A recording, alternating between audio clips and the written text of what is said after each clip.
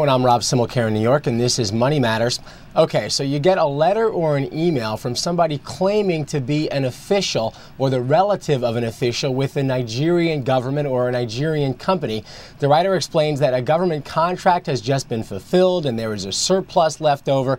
You're asked to provide a bank account into which that huge surplus can be deposited. In exchange, you will receive a commission worth millions.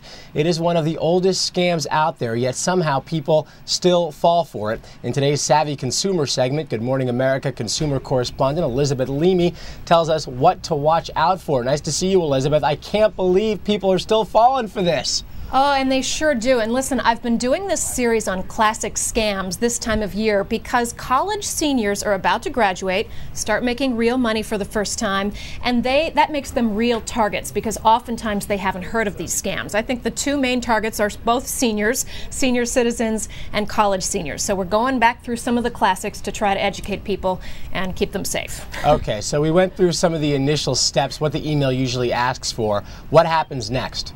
All right, the amount for some reason is usually between $10 million and $65 million. That's the amount they claim is available. They then ask you typically for your bank name, your bank address, your account number, and often your social security number as well. And they say that, of course, they're going to give you a commission on this money and put it in your account. Now, a lot of us have seen these emails or these letters, but for those who haven't, give us an example of how one of them might go. All right, I have a real one here that was received by a retiree living in a trailer park in Florida, and she passed it along to me, and it will give people an idea of the lingo. They all sound remarkably similar, okay? I'm just going to read a couple passages. Sure. Dear Sir, first of all, Dear Sir, even though she was a woman. Request for urgent business transaction. Transfer of 35 million American dollars. I am the financial controller of the Nigerian National Petroleum Corporation. This is money we got from gratification of contracts we awarded toward technical assistance, analysis, supervision, and behavior, or the components of the optimized system. This kind of wordiness is typical. The contract has been completed, and the contractor has since been paid remaining the balance of the 35 million American dollars, which is our 10% commission for numerous assistants.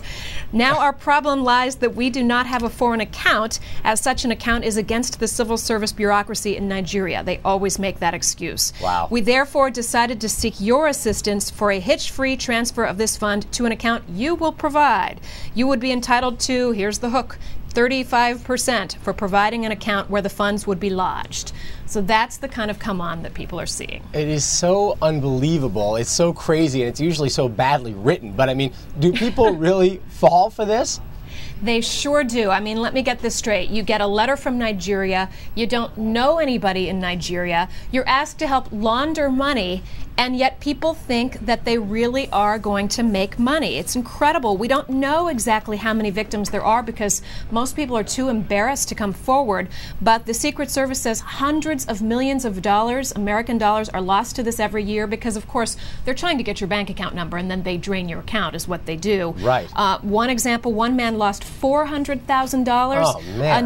Another American actually traveled to Nigeria in search of his portion of the award.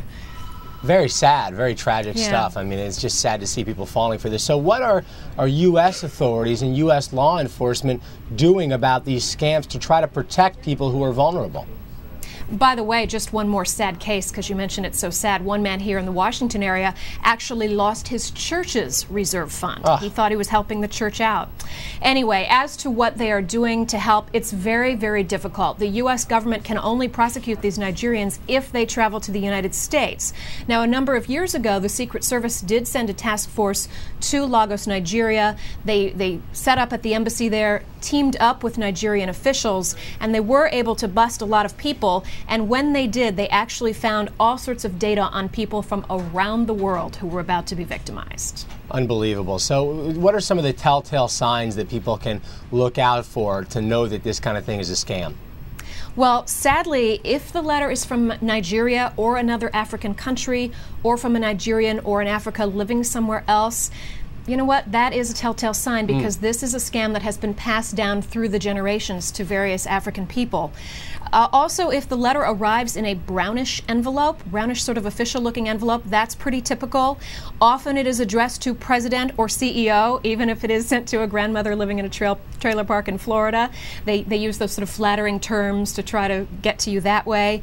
The writer typically urges the recipient to keep the matter confidential, and again, it's written in that over-the-top officialese, but often with words and punctuation misused. And if you've gotten one of these letters or emails and you just want to see these crooks caught, what do you do? Where do you go to complain about this? You know, it's unlikely that your tip is going to result in somebody being caught, but I do believe it's important for authorities to know how prevalent this still is. So what you ought to do is forward your letter and any information you have to the U.S. Secret Service. People think of the Secret Service as the force that protects the president, but they're also involved in investigating a lot of financial crimes. All right, well, you heard it here. No excuses after this segment. You cannot let yourself fall prey to this oldest trick in the book. As always, good advice from Good Morning America's consumer correspondent Elizabeth Leamy. Thanks, Elizabeth. Thanks. Okay. And you can read Elizabeth's weekly column by logging on to abcnews.com. Just click on the Money section. That's Money Matters for today. Check in with us anytime for all your business news by logging on to abcnews.com. I'm Rob Simmelcare in New York. Thanks for watching.